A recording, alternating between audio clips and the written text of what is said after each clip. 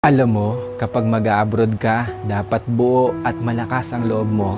Dahil kung hindi rin lang buo at malakas ang loob mo, huwag mo nang ipagpatuloy pa. Kapag nang ibang bansa ka, dapat kaya mong lahat dahil marami kang kalaban doon sa pupuntahan mo. Nariyan ang lungkot dahil mapapalayo ka sa pamilya mo. Isa yan sa pinakamalakas na kalaban na pwedeng umatake sa'yo. Nariyan din ang takot.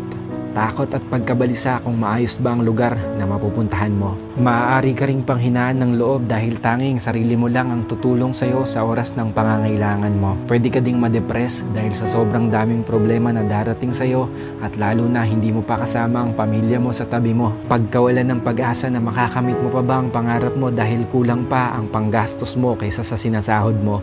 At marami pang iba. Ilan lang yan sa maaari mong maranasan kapag nang ibang bansa ka. Pero dapat kapag nag-abroad ka, kaya mong magtiis at magsakripisyo para sa pangarap mo. Kaya mong indahin ang lahat ng lungkot para sa pamilya mo. Kaya mong kainin ang pride mo kahit na alam mong iba ang trabaho na madadatnan mo sa pupuntahan mo. Kaya mong magtiyaga ng matagal na panahon para sa mga minamahal mo. At kaya mo dapat makibagay lalo na't iba't ibang klase ng tao at nasyonalidad ang makakasal